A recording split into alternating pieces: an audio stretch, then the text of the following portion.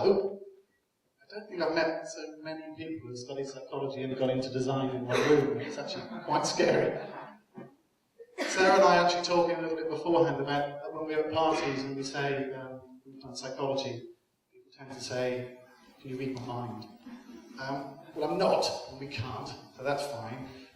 But I am going to talk to you about mind, but I'm going to talk to you about obviously the mind and design and how my background has moved from being a psychologist back into design again, and actually then moving my back into psychology through the years to be a design psychologist and looking how the two can merge back together again. Now, I've called my title Psychologists Who Can.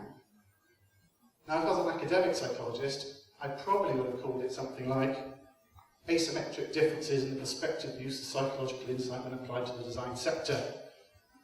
Now, I think Mike Reed, who spoke to here in September, would probably quite like that one. And really, psychologists write like that, and I'm not even joking. Here's quite a snappy one. This is real. See if I can do it in one breath. A comparative study of the artificial neural networks using reinforcement learning and multidimensional Bayesian classification using Parsing density estimation for the identification of the GCEIMS spectra of partially methylated alkyl acetates on the World Wide Web. Snappy. But don't think psychologists don't have an insight into their own ridiculous titling methods. Again, I've not made these up. They are real, you can look them up. But psychologists don't always do this sort of thing. I mean, sometimes they really can get down to the nub of life's issues, the things that we all need to know about. If you actually want to know, it's about abdominal hair and how much you've got. So, there we go. My goal of talking here today is actually to promote the idea that psychologists and designers are quite natural bedfellows. I mean, psychologists write about people, decision-making, and observations that have a practical use in the world, and designers at that other end of the spectrum, designing visual media that's from human consumption, and yet they don't really talk to each other. And that's a bit weird. Back to the title. Psychologists Who Can. It actually came from when I was visiting Falmouth University end of year show, and I was coming from the graphics course up to the illustration. I live in Cornwall, so I kind of like to go to the end of year show every year and see the graphics course in particular, because my background is in graphic design. But I was wandering up the stairs to illustration, and whilst I was walking up the stairs, I heard two students on the way back down, one of which asked the other, "So what's a graphic designer?" That's what he said. Graphic designers are artists who can't paint or draw. I mean, that image of these sort of graphic designers being frustrated artists who have been lowered to pencil pushing and pushing a mouse around or just applying Photoshop filters wherever they can has kind of stayed with me over the years. However, over time, I started to see designers not as artists who can't paint or draw, but as psychologists who can. And that's the title. Those of you who've watched episodes of Mad Men, especially the early episodes, might have remembered that they saw psychologists walking around with Don Draper and the crew, normally with Viennese accents. And this is actually true. Back in that sort of 1950s, 1960s era, many large advertising and design firms worked very closely with psychologists on campaigns, brands and design, and they understood that graphic design is this form of persuasion. And that not understanding how we as humans make our purchase decisions is a little bit like shooting in the dark. And actually, psychology was seen as important even before the 1950s. And a personal hero of mine is a behavioural psychologist called John B. Watson, who moved from academic studies into psychology, from psychology into advertising. And his academic colleagues thought he was a bit of a sellout. Actually, he moved through, if you want to look him up, he had a bit of a fruity background and he had to move, so he didn't really have a choice in that. But he was hired by J. Walter Thompson in the 1920s. And whilst he was judged by his colleagues as a sellout, I I think advertising gained somebody who understood the importance of research and the importance of observation, measuring reactions, and applying psychology to both design and advertising. He was the first person who said that when people bought a motorcycle, they were really buying freedom. But when you're buying baby powder, you're really buying motherhood. And a product was more than the thing itself. It aroused feelings and emotions, and people were buying into that idea or that image of what that product signaled. And something we call brand image today. Of course, that doesn't mean the advertisers got it right all the time. Again, there's so many of them. There's blog posts all over the place from 1920s onwards, but that's a good one. But I'm kind of interested in why this relationship fell out of favour since the 1960s. And it's mainly, I think, due to the worries about mind control and manipulation.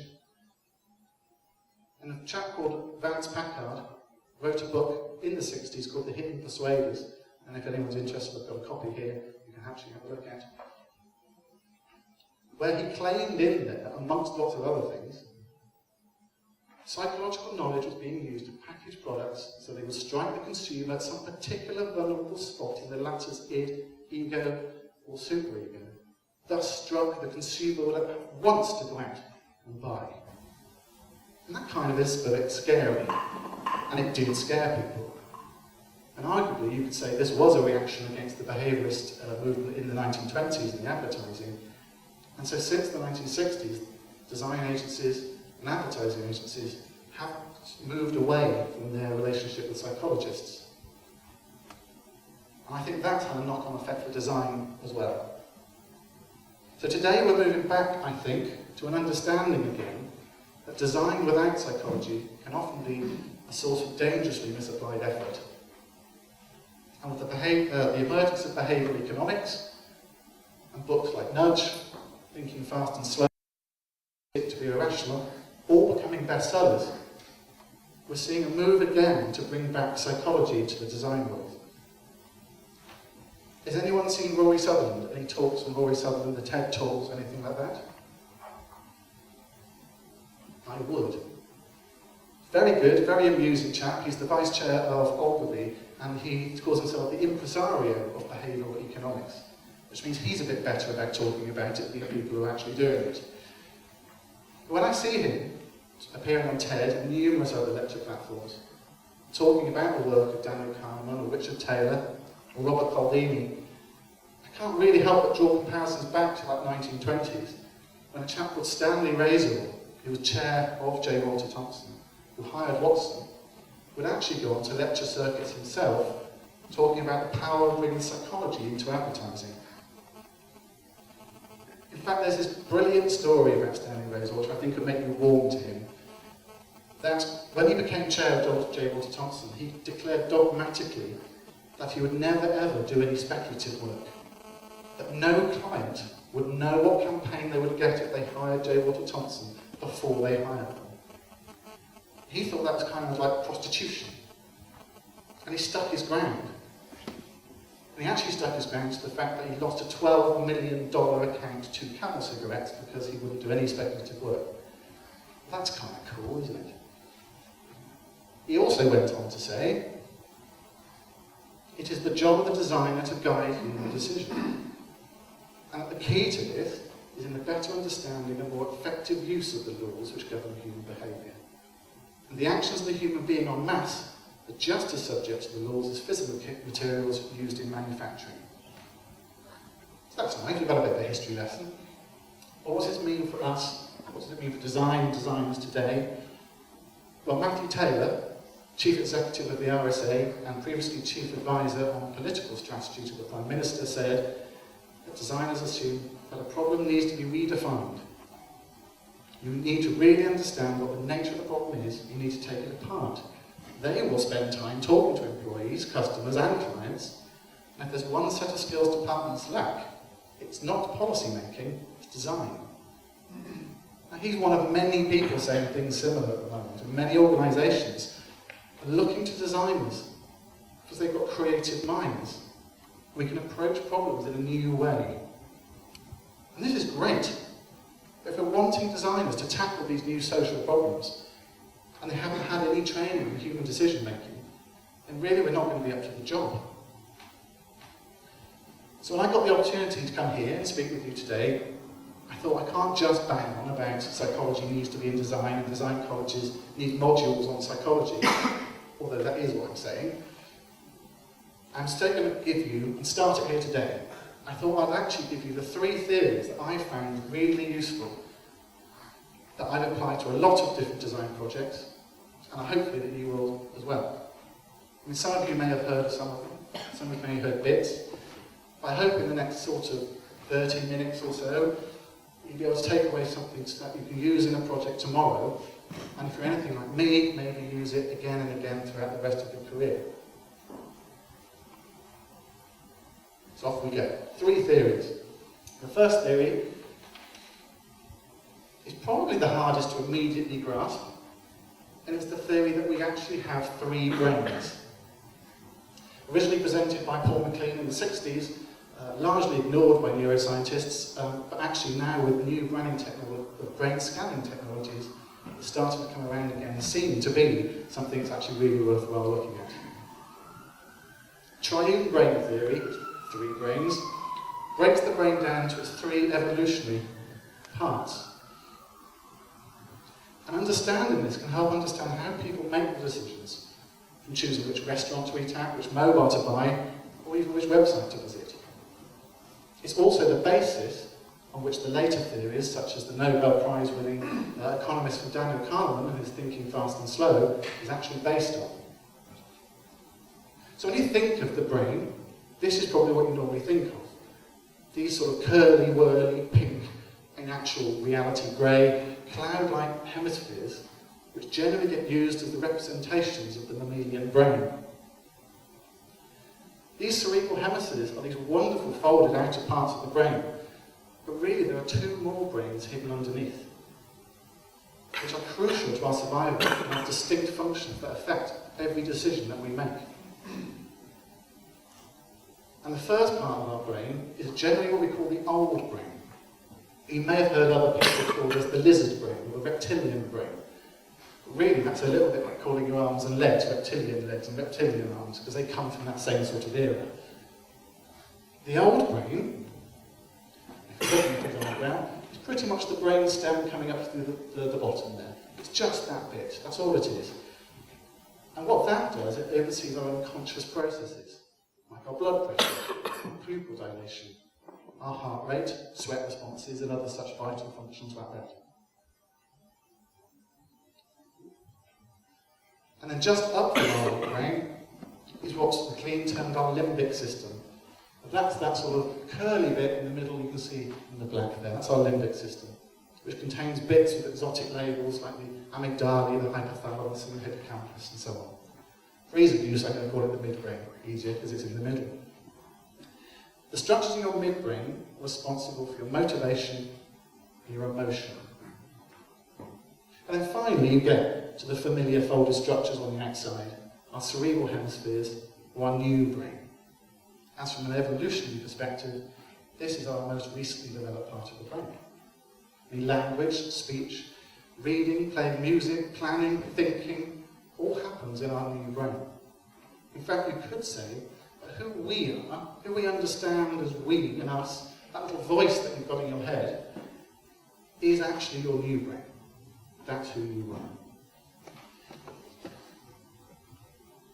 Just wanted to bring up something else, because it sounds a little bit like something else here. We have things called zombie theories.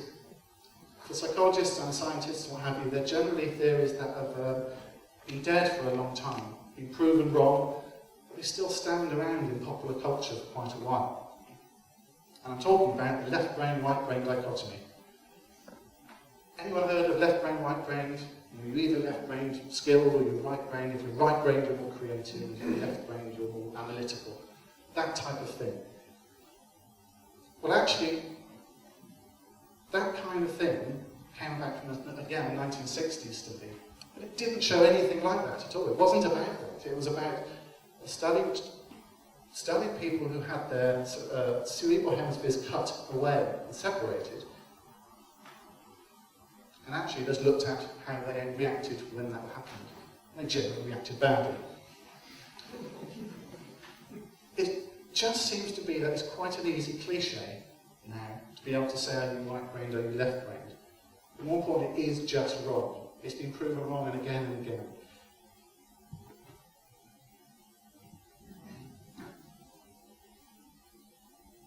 In triune brain theory, it's not that.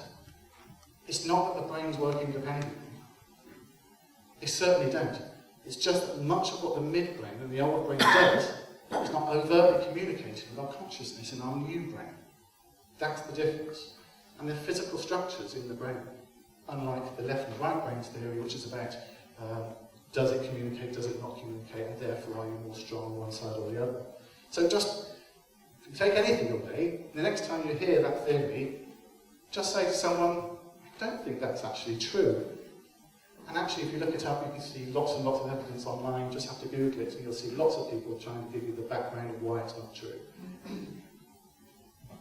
Anyway, what's the point of knowing that we've got 3 brains when you were designing?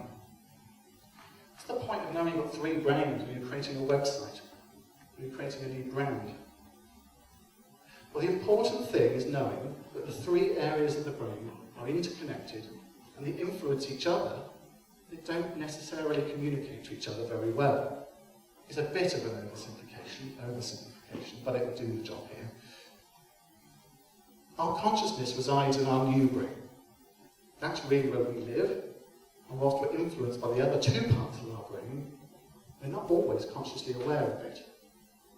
We try and explain to someone why you love your wife or your husband, and language always seems to fall short somehow.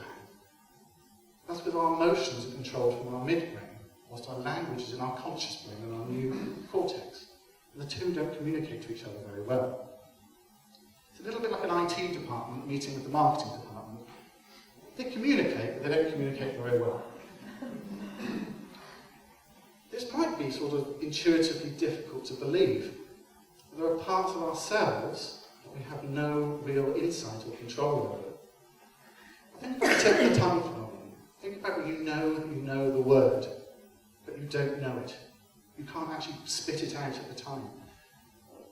Think about the times when you walked into a familiar room, maybe an office, maybe your home. You know something's changed, but you don't know it. You don't know what. How can you know something's changed, but you don't know? How many yous are there? Well, now you know there are 3. When those types of things happen, it's because your other parts of your brain have spotted something that your consciousness hasn't. So we may feel like we're in control of our decisions, or we would. That's where we reside. We feel that because we reside in our cortex. We're biased to thinking like that. It's a little bit like England thinking that they've got a really good football team. In reality, and Welsh, I can get away with things like that. In reality, research has shown again and again that we emotionally want something first, and then we post-rationalise our decision in the new brain. And we look to the details later, and we try and just justify that decision that's already been made in our midbrain. And we find ourselves saying things like, we really do need that PlayStation 4 because it's got so many more features to it. Or even, well, having that Nintendo Wii would actually make me fitter, and I can cancel the gym membership. Hell, it's going to make me money. And then we go and buy it, and we can justify it. Actually, that decision's been made already. However, as a slight aside, it can also work the other way around. I mean, the conscious brain can also fool your unconscious brain. I mean, look at placebo medicine. A consciously thinking, a chemically inert substance will do some good. It actually does. And interestingly, the placebo effect is stronger the larger the pill. So when we see the pill is actually quite a large pill, it's better for us, it actually has effects. The more expensive the pill is, again, it has a better effect. The more invasive the procedure. They actually did placebo surgery in America, where they took a group of people, and half of them they opened up for a heart condition, and they did the procedure. The other half, they opened them up, took them into surgery, did nothing, closed them back up again and sent them back. And between the two groups, there was no difference in the reported rates of getting better, which is kind of astounding and also kind of unethical. Also, the more side effects that the placebo has, the more that you think it's working. So if you're sick as a dog, you go, well, it must be working. I'm really ill. So that's even better. And the more the doctor looks like what you expect a doctor to look like, which I expect is a white coat and a stethoscope, or maybe these days sort of a bow tie and a fez. Bow ties are cool. So it kind of made me think when we started looking at this placebo thing, is there any such thing as a placebo design? Could the very fact of redesigning or rebranding something make it feel better without there actually being any real effect? Here's a wild possibility. And if doctors are more effective if they look like doctors, then would designers also converge on a look?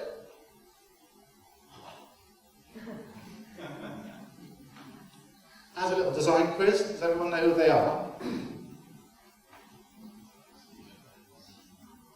Yes, I heard Dieter Rams. You're right. Dieter Rams over here. Wally Owens over there. Michael Wolf Owens. If it says anything, it means that if you're a designer, you're probably going to lose your sight at some point. So yeah, probably best to get back to the design. So design for the emotional brain first. That's the thing to take away. Help people feel they want your product, and then back it up with the details that the new brain wants to justify it. A leaflet that simply gives you the benefits of the product up front may seem like quite a logical thing to do, and often I think that's what the client brings to the table with their brief. This is what we need to tell people, how it works, how it's wonderful, how it's better than the other things. However, it's not such a good idea. Everything a designer considers has to have the unconscious effect on the recipient's midbrain, and that's the typeface chosen, the colour palette, the photography used, and the words as well. And as a package, it has this effect of either wanting you to really want it or not.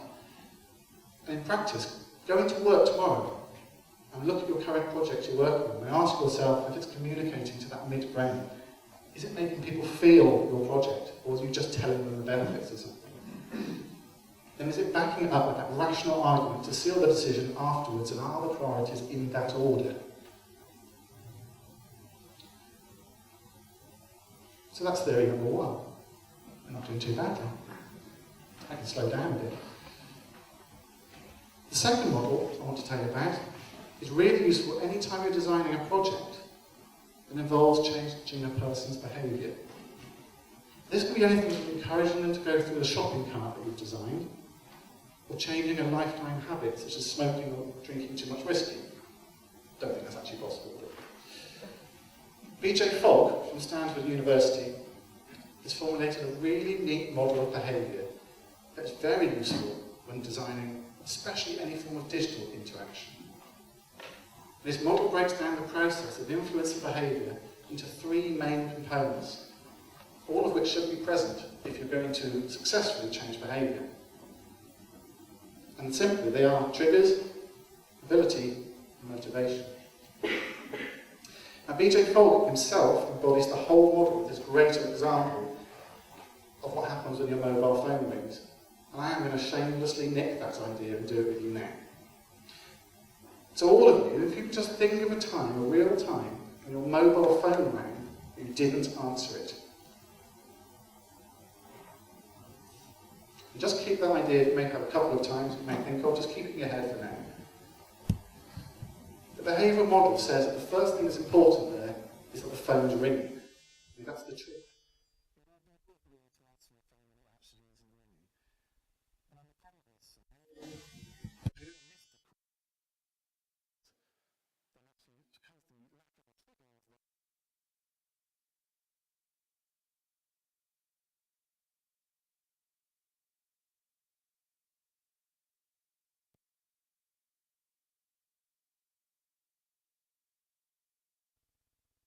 Doing something else, maybe in a meeting, maybe in a shower, might be driving, You're doing something now.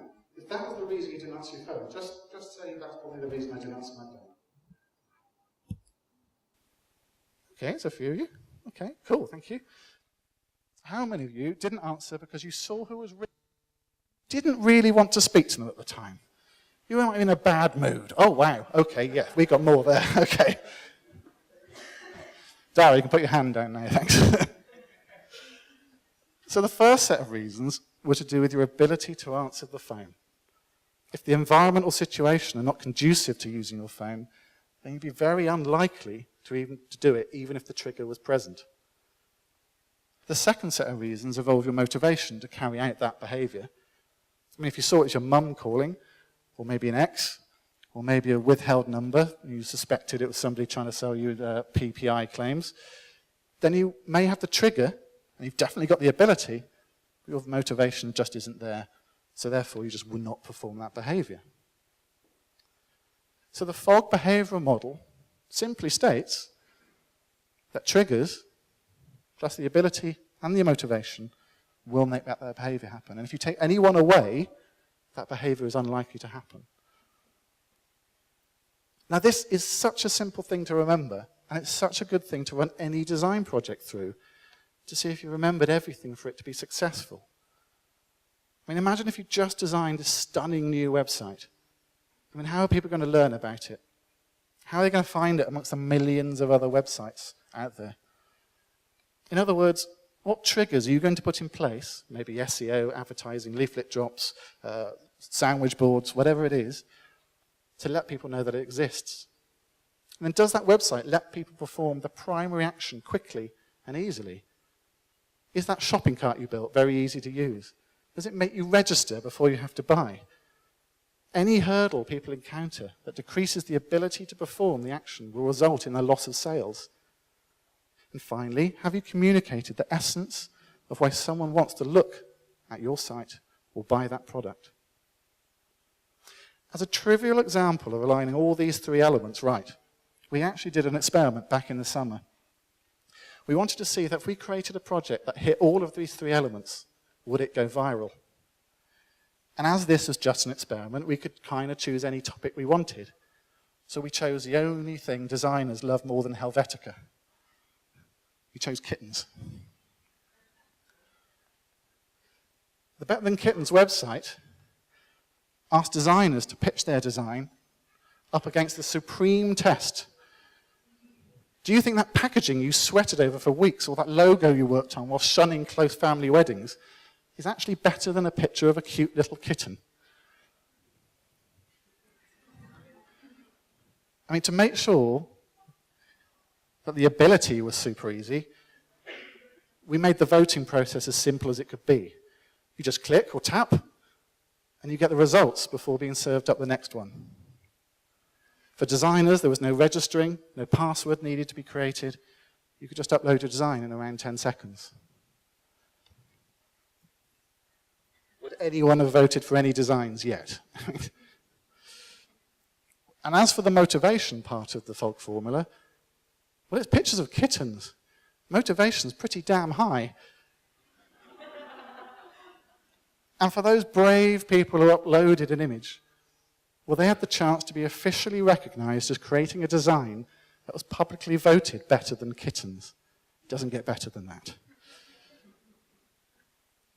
So with the ability as easy as possible and the motivation running high, we just had to look at the triggers. And being sort of science-type people, we put this out slowly through certain channels so we could measure what it was. And we could see if the effect on site visits. In that first week, we just told family and friends and encouraged designers that we knew to put their work up. And in that first week, we had about 6 designers. We saw about 50 unique visits to the site. That was kind of cool. We then thought we were going to try and hit the big boys, and we went out and got the design press interested. We issued press releases to the likes of Design Week, Drum, Creative Review, Graphis, and others. Nobody picked it up. Nobody mentioned it. Nobody sent us anything back. We never got an email back. We didn't even have a tweet.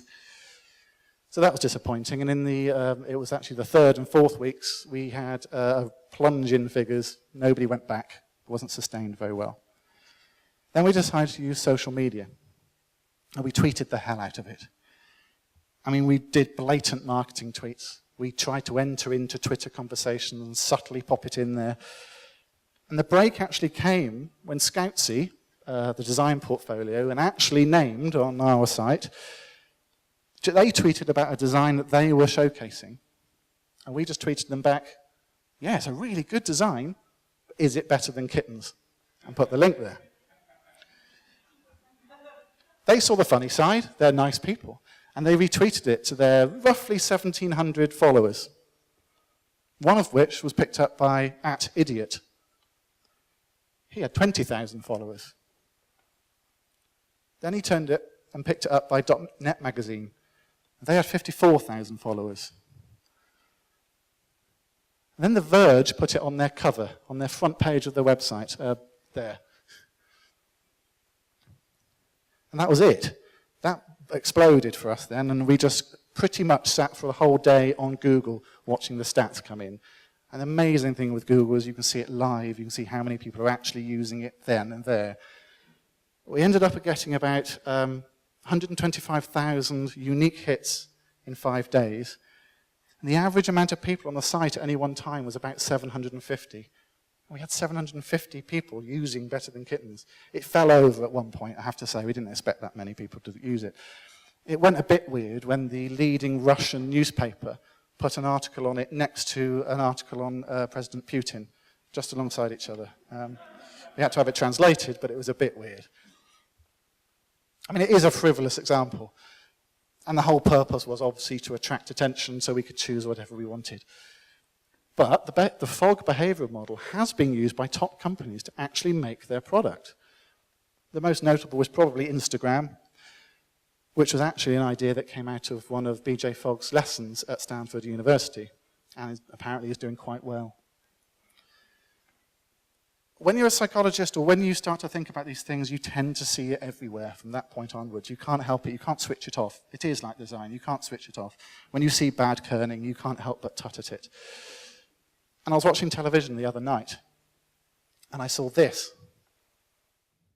musicmagpie.co.uk is free and easy to use. You can get cash for your unwanted CDs, DVDs and games, your old electronics, tech, and even clothes like jeans and dresses. So Music Magpie your stuff online or with our free app and get an instant price. Ka-ching! Can't be stuff in a box. Then use our free send or free courier service. You can make loads more room and get paid in next to no time by cheque or direct to your bank. Easy. musicmagpie.co.uk. Get cash for your stuff. So you can kind of see what they've done there. They've worked on that ability part more than anything else. They kind of understand that the motivation to sell stuff that you don't want for money is there. They've got adverts, so they can put the triggers out there. But we've all got stuff lying around. It's the sort of thing that eBay's there for. But the ability to put things on eBay, wait 5 days, package it up, take it to the post office, it's all a bit of a hassle. Any step along the way which is a bit of a hassle is going to be stopping you doing it. So they've gone, just make it as easy as possible. Somebody comes to your house for free and picks up your box, and then they give you money. And they've made a whole business around it. That is their business model. Instagram, you could say, have done the same sort of thing by making photography so easy and sharing so easy as well. And Fogg uses the simple sentence to sum up his model. If you place hot triggers in the paths of motivated people, then you will get them to do that.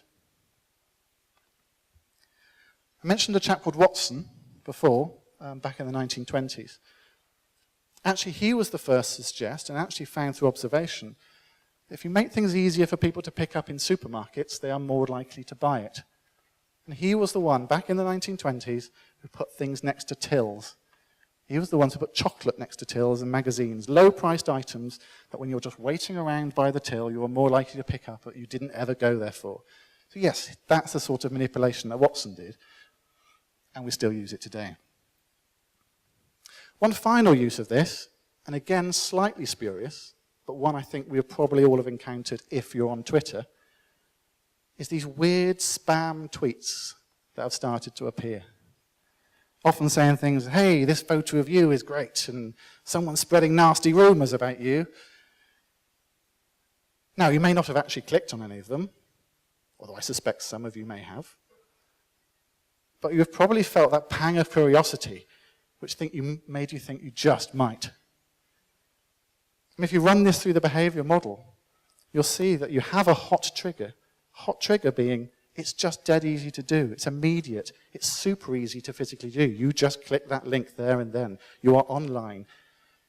And you'll be naturally self-interested to see why a photograph of you is suddenly circulating around on the web.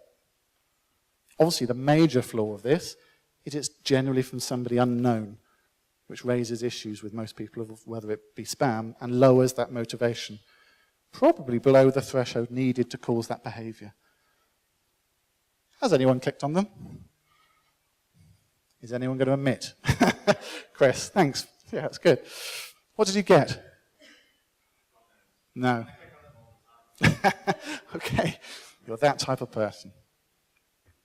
So I would argue that really nearly every design job has a behavior which is trying to get the customer to enact. And the fog behavior model is a really quite a neat way to sort of psych check your creation. BJ Fogg has his own website where he talks in far more detail about this and the intricacies of the model.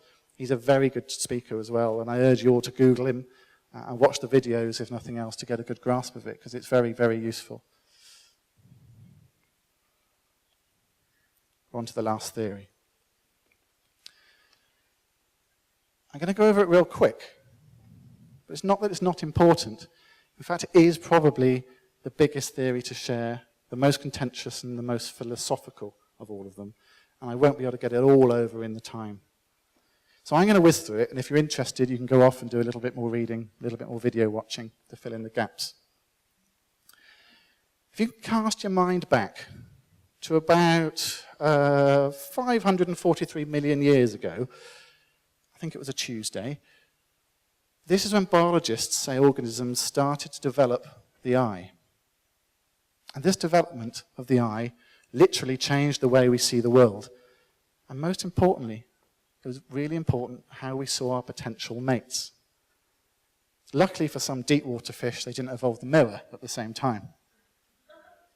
That's a blobfish, accurately named. Did I hear the word cute? Yes. When you can see, you can then start to use the visual signals to evaluate who to mate with. So part of animal evolution, and I'm including the human animal in this, concerns the social and sexual selections through conspicuous signals.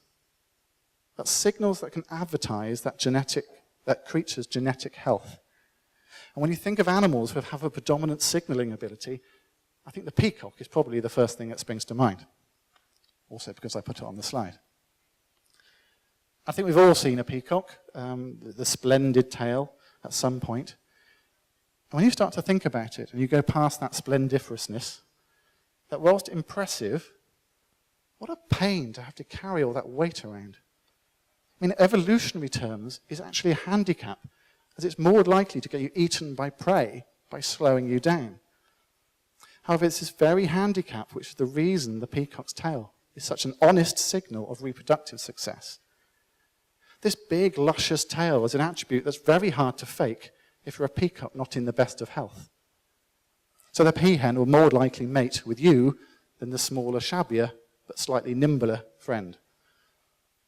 Now you might think, how did evolution get to the point of creating a tail which is more likely to get you laid, but also more likely to get you killed? It doesn't seem very efficient somehow. Well, evolution's not really meant to be efficient. It's kind of whatever promotes the continuations of your genes. And as a way of explaining how the peacock got into this sort of evolutionary trouble, imagine this is a gig. Imagine this is a gig with one of the best musicians in the world. Yeah? You with me? Yeah? No? Okay, fair enough. Now imagine you're all at the gig and Miley's twerking or rolling around on a wrecking ball. And the front row decides that you need a better view. You're going to get a better view if you stand up. Do you mind if you stood up? Go on. 5 of you, if you can just stand up. Okay, so you've got a really good view of Miley now. How are you doing in the second row? Can't see. So what would you do? You'd go on then, have a stand up. Now this sort of thing would actually happen. We've all been to concerts, and I think we've all sort of experienced this. It's a bit of a pain. Everyone else is now suffering. What would happen? It would start a chain reaction. We all stand up. Everybody stand up.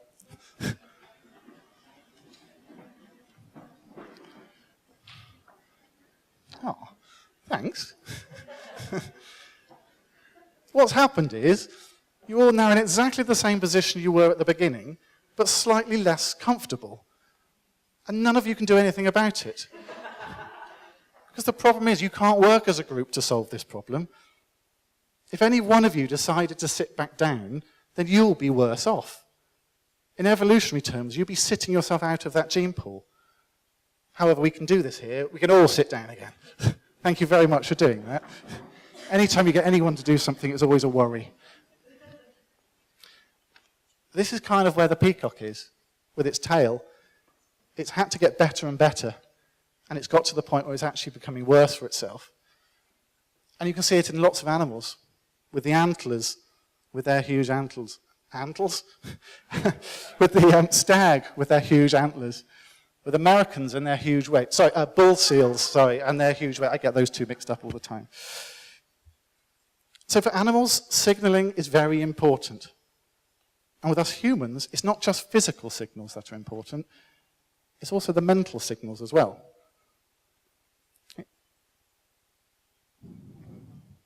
Trait signaling theory is all about this fact, that the choices we make when we buy things are mainly to do with the signaling rather than the actual enjoyment of having it.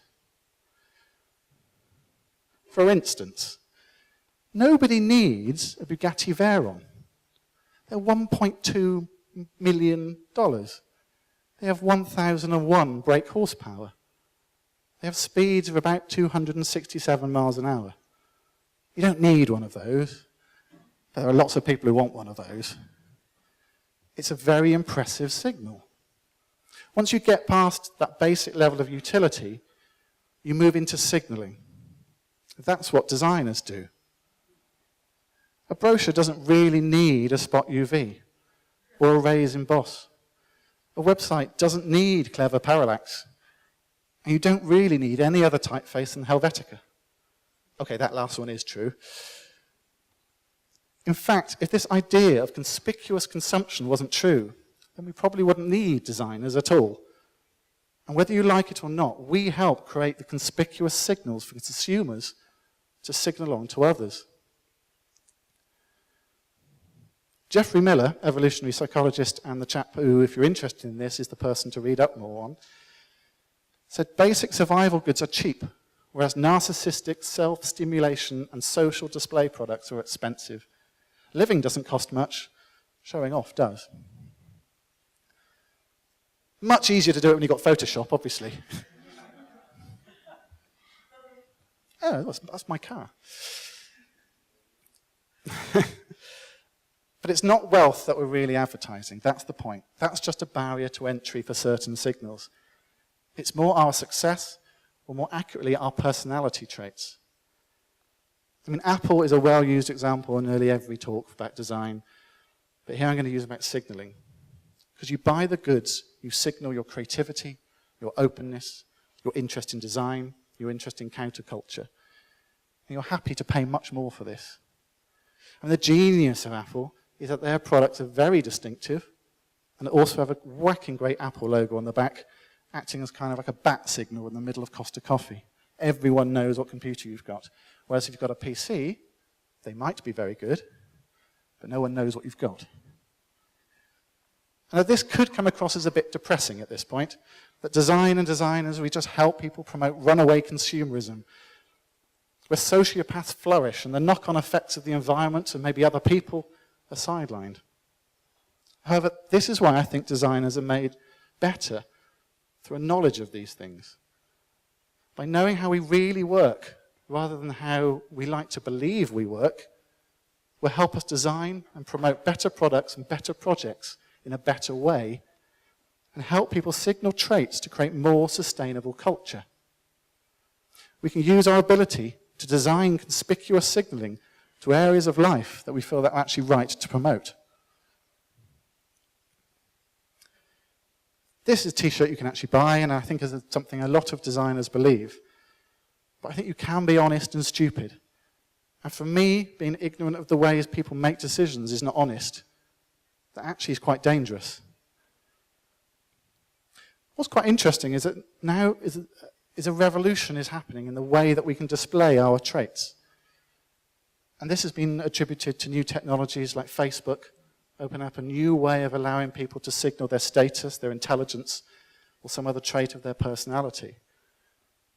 When I was an adolescent, the best way to sort of signal to others my personality was through the clothes I chose to wear, or the car I bought or didn't buy, and the music I listened to, and the brands I aligned myself with. But now people have a way of sharing experiences, and this can actually let people signal their projected self without buying, possessing, or displaying any physical things. And if you're under 30, then probably your Facebook role is more than likely filled with photographs of nights out, blurred photos of gigs, and smug holiday snaps to signal your fitness on the mating market. If you're over 30, then it probably contains nothing but photos of your babies your friends have popped out to signal that they were right all along. And this has been coined the experience economy, or the sharing economy. And you can see businesses now inventing ways of letting people signal to others what they're like. People have Pinterest boards showing the types of shoes, recipes, and cupcakes they like. Instagram gives people the ability to instantly let others know that they've been somewhere interesting, and they're also interested in photography. And Foursquare lets people show others the places we choose to frequent. And this move away from the need to display through conspicuous consumption is great for the more sustainable areas of life, like charities. I mean, Movember is really quite a great project that asks men to grow these wispy excuses of moustaches on their top lips to raise money and awareness of testicular cancer. And having that visual signal sitting on your top lip is actually a great way to let others know that you're quite a caring and charitable person. Of course, some people take it a little bit too far. Also, websites such as Just Giving and the new Believe In, if you haven't seen Believe In, it's worth having a look at, are actually really great signals of this conspicuous charity, that we're telling others and we're signaling to others that actually we're quite a charitable person. And in our big 5 personality traits, we're quite agreeable to this, and actually that's quite a distinct mating signal. So that's all a bit weird, isn't it? So what use is this for design? Well, I think going back to the behavior model, when you start to think about it's building a way that people can signal to others, and this becomes your motivation. And you can see lots of other services now building in ways into their platform of how you can signal to others, whether through badges, through points, through reputation, something non-physical that can actually have a beneficial effect. And it's actually being used in a program called Kios for health and well-being, not just more sort of spurious things like Foursquare.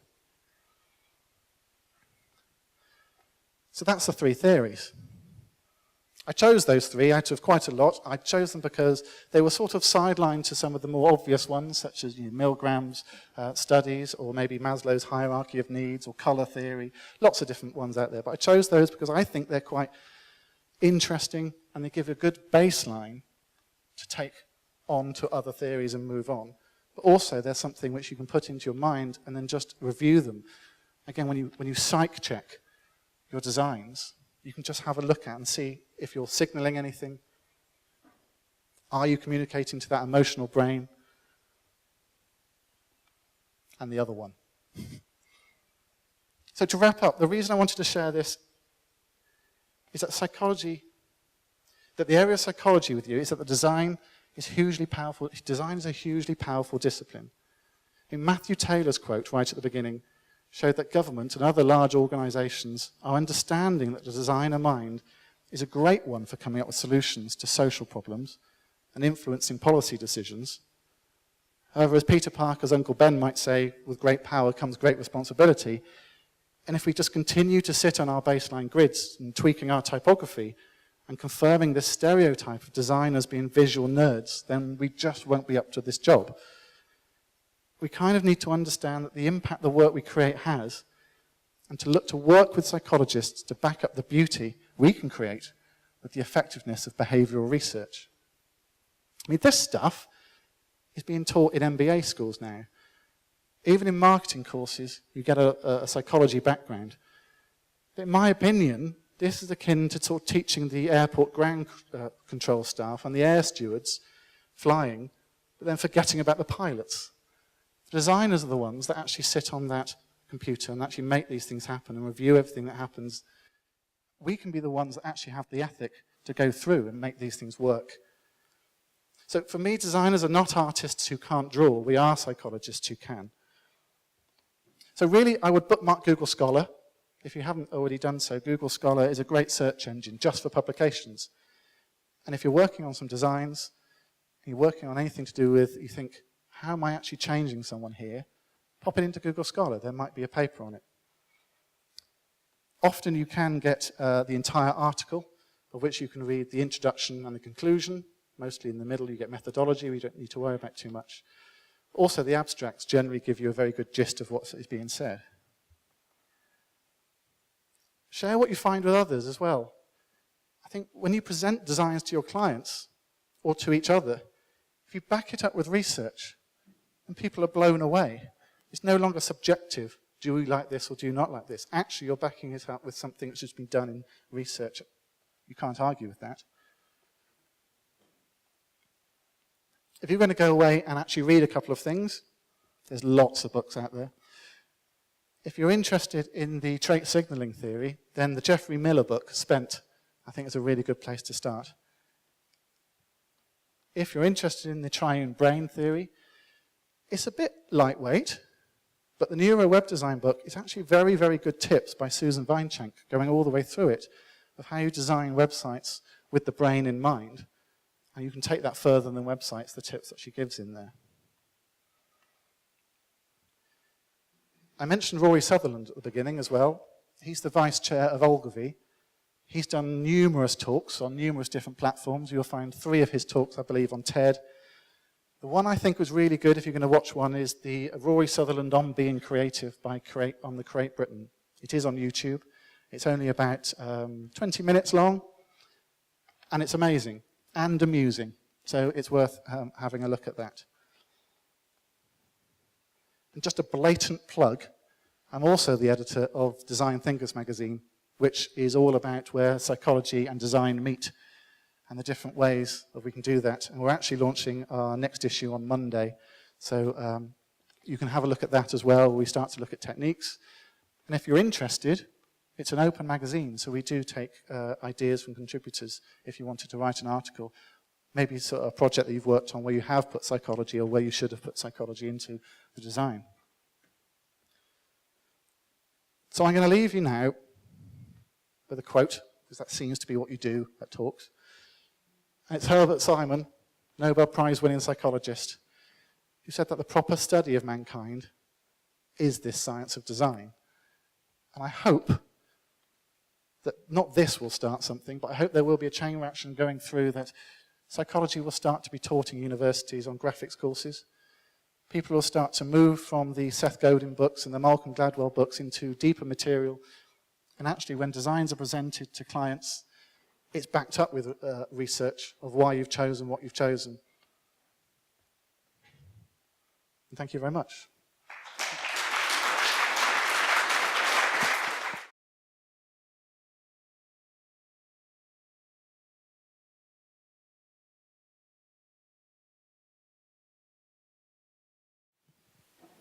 You mentioned earlier about design colleges and having psychology modules as kind of a compulsory thing. Do you think that that's really necessary? Do you think maybe just having an awareness of it is enough?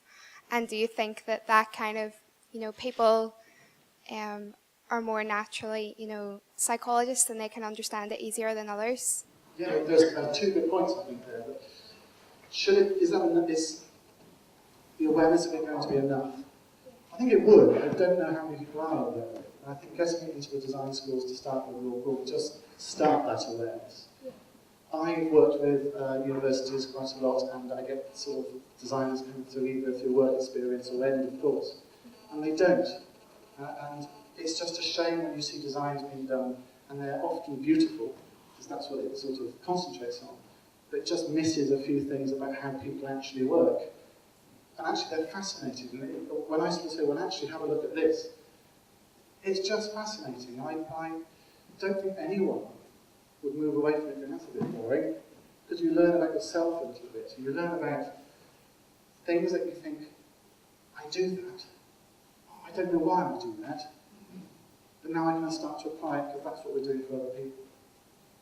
And then the other point you were saying, what was the other point you were saying? It's that some people, are naturally psychologists rather than... Yes, I think you're right. Yeah, I would say so. That people, you get people who are quite introspective. They think about themselves. They think about every decision they make, and they are natural psychologists. However, we don't always have the intuition that's right. We can think things. And the point of psychology being a science is that you test and observe. And often you get observations back, you just go, didn't know that. And that's where those natural psychologists, I think, having a course in college will just move them up to look at research and actually look at science rather than making intuitions. I'm sure everybody's experienced in here where you have solutions that you've put forward to a client, and it's often quite difficult to get those across the line for various reasons. Do you think that having rationale and much more research-led reasons for why you have chosen those specific solutions would help the client embrace that? Because often I'm sure we've all come across the fact that they always, well, particularly in Northern Ireland, feel that they know the answer better than necessarily we do. Right, okay. Particularly Northern Ireland. Yes, yeah, okay. particularly in Northern Ireland. I do. My personal perspective is that since I've been moving more into presenting research, and the design documents that we present at Behaviour always have a reference guide, and we actually break it all down so the client can actually go off and look at it themselves. Actually stops the granny's cat arguments. Yeah. That sort of, we're going to call your brand this, oh no, I don't like that because my granny's cat was called that. Yeah. That type of thing. You can't argue with that normally because you're just going subjective argument. And yet we all know that isn't the way to design something. So actually when you start to back it up, and you can't back everything up with science, psychology isn't the sort of a wonder solution to everything, but it really does help, really does, yeah. And what I've found is it actually helps open doors for other types of clients as well, that they start to see you as somebody who's really concerned about the effectiveness of the design you create, not just the beauty of the design you create. Also, if you can do both, then I think you've got a really good solution there. So, yeah. You've talked a lot about applying theories to design. I'm just wondering, basically, if you think there's an idea for actual psychological research and studies to projects post applying them to show a client afterwards. Do you do that at all, or do you just apply your theories and reasons and suggest that's why you've done certain things? No, you've taken that next logical step, and that's right. I think you start to naturally move into that, of wanting to then retest what you've done to prove that it's worked. But also you start to do things, and we do like experiments, and Better Than Kittens was an experiment in sort of the broader sense of the terms. We just quite like kittens, and we wanted to do a project, and so we put it together. But on the Design Thinkers site, for instance, we've looked at medicine packets, because the design of medicine is a bit odd. And it was just somebody spotted that if you buy over-the-counter medicines, they're normally quite garish in their designs. And you would see maybe that they've been well-designed, but not in a sense of well-designed, a good design that you might like. A lot of effort has gone into it. What I'm talking about is they've got drop shadows, they've got bevels, they've got all sorts of things on it. But when you get something from the doctor, they're normally just a white box with a word written on it. So we'd started to test whether actually, with the perception of a medicine's efficacy, be influenced by the packet that it comes in. So if you designed over-the-counter products, with just a plain white box with a word on it, will the placebo effect kick in and you would actually think it's a better product and actually you'll get better? And so we just did that. We just thought, why can't we just do this experiment? So we ran it through using designers to judge packets so we could see what designers felt were good design and bad design, and in terms of the effort that's gone into it rather than the sort of beauty of it. And then we gave it out to lots of other people, and we gave 2 scenarios to people and saying, imagine you've just got a sniffle, you went down to the chemist, which one of these 4, 6 would you pick?